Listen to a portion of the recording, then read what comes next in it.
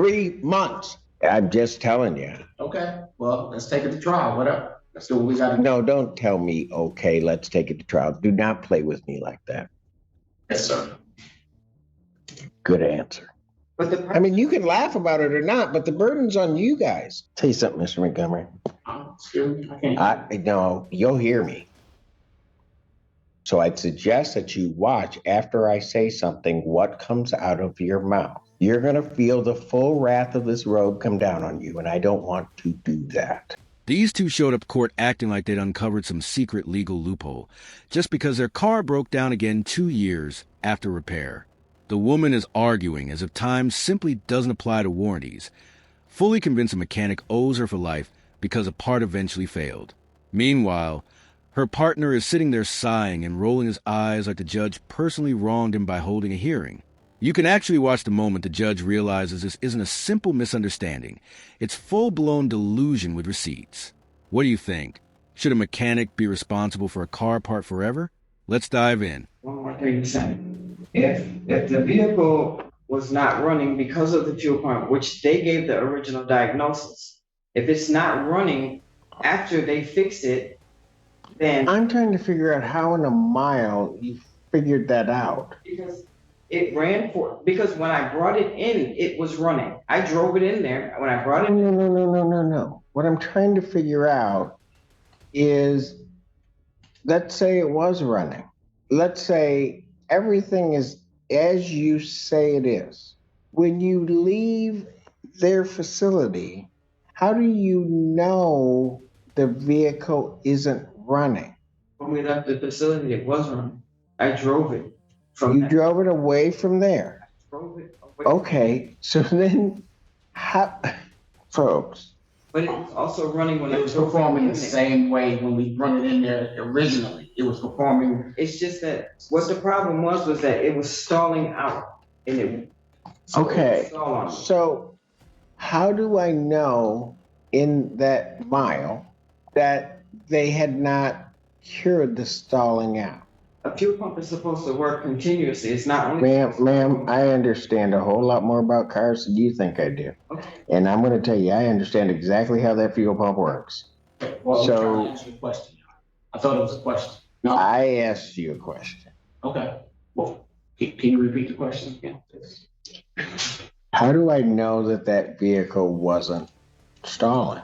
Because when we returned the vehicle for them to look at it again, as the note say, he gave us another diagnosis saying it's the fuel pump. That was because he didn't remember dealing with or fixing that vehicle that prior year or 13 months or whatever it was. This was his diagnosis that, oh, you guys need a fuel pump. Because you came in there and gave him the same symptoms. Well, no, we just said the car's not stop. That's it, very vague. And they did their diagnosis, and their diagnosis was that the fuel pump needed to be replaced. Okay, but why is that their fault? Because they were supposed to replace the fuel pump the first time. This is the second time. They were supposed to. I'll get back to my other question. Okay. They go to O'Reilly's. They pick up a fuel pump. They put the fuel pump on, right? Yeah. Fuel pump doesn't work or doesn't do what it's supposed to do. How do you attribute that to them? Because we rendered their services to fix the pump in the first. But you then don't bring it back until 2 years later.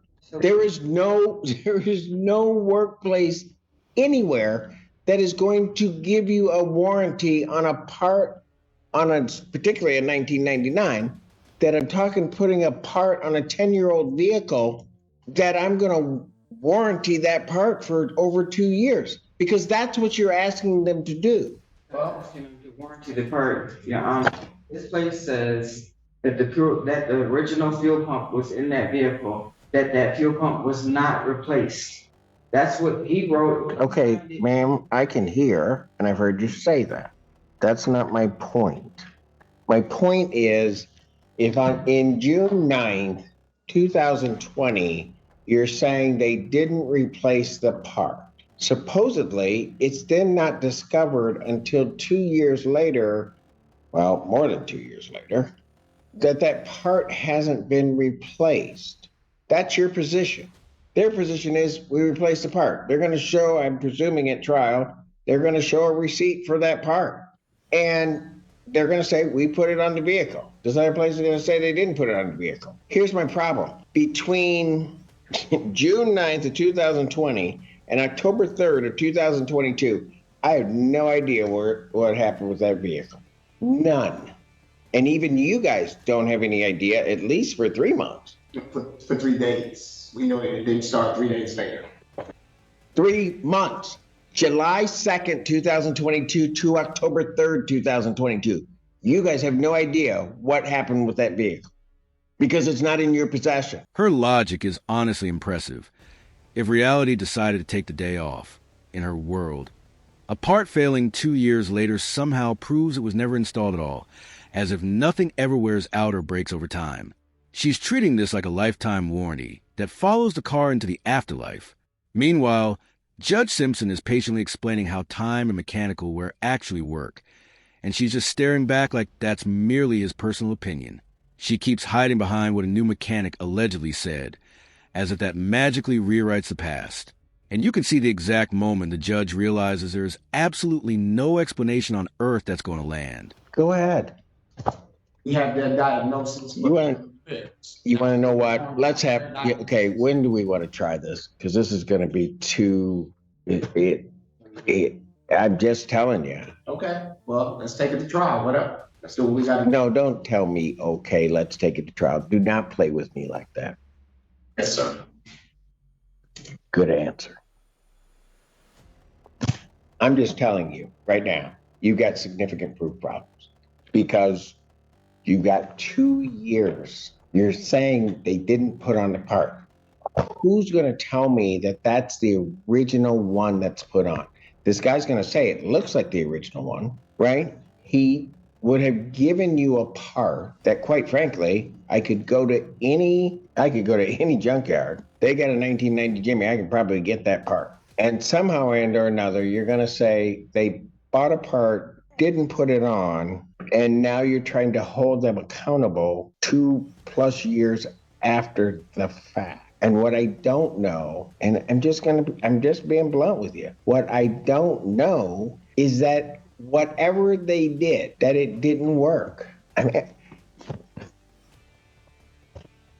folks, just hear me out. It's one thing, you take it in there on June 9, 2020, and let's say you get it to somebody July, let's say 1 month after the fact, right? And you get it to some place and they say, this part hasn't been replaced. Here it is. That could be a compelling case that they didn't put it on.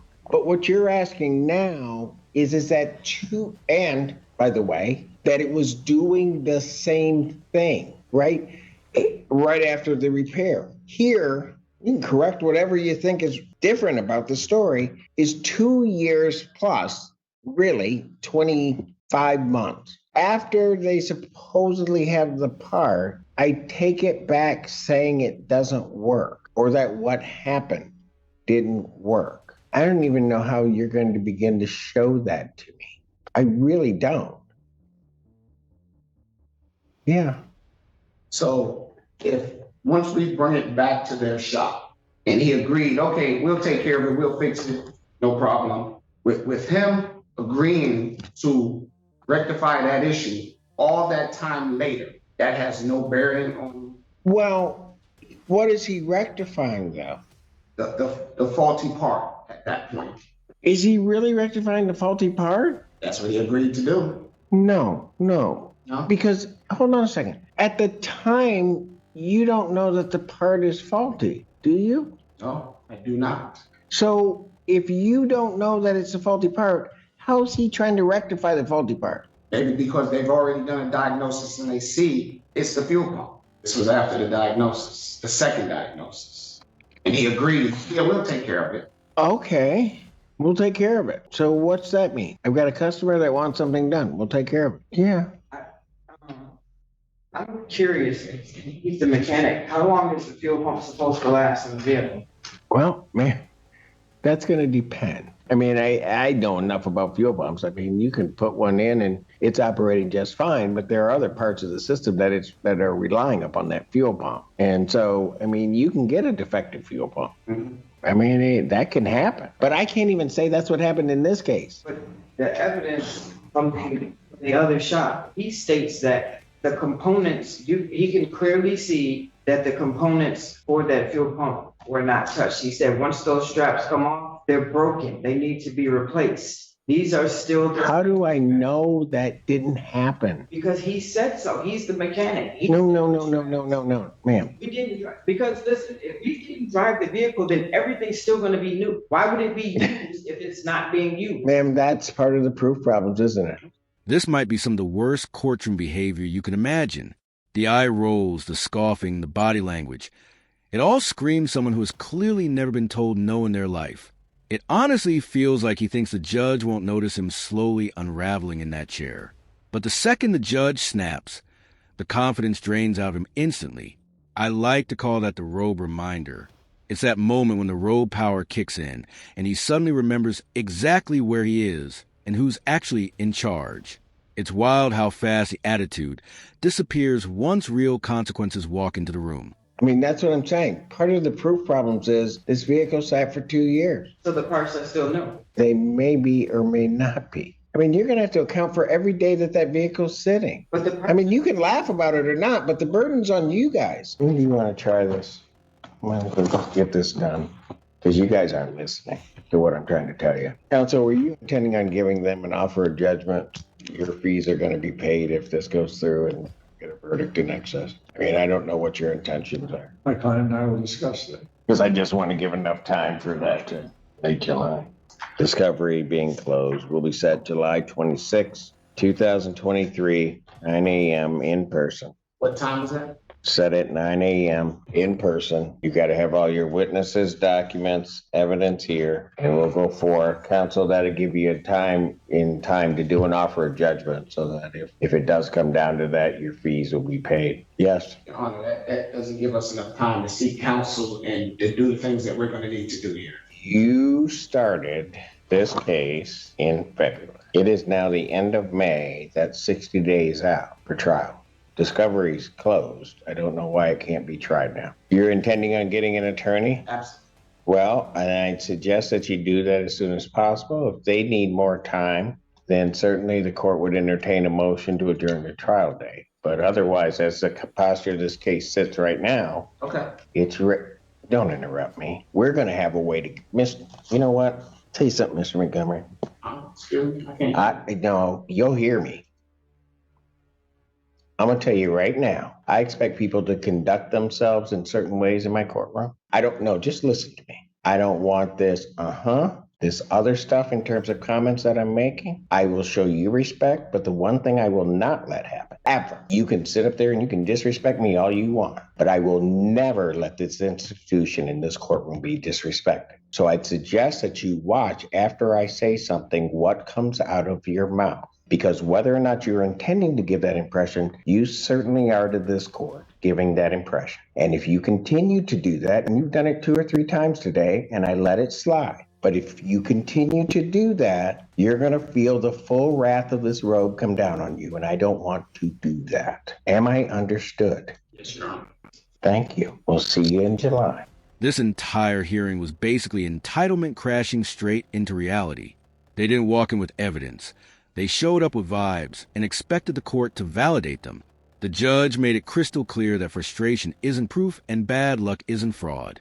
Watching their confidence slowly evaporate was honestly the most educational part of the whole case. This is what happens when people treat court like a customer service desk. Now they've been told to come back with a lawyer, which is usually just polite code for, this is not going the way you think it is. Do you think they'll actually return prepared or quietly act like this hearing never happened? Thanks so much for watching, guys.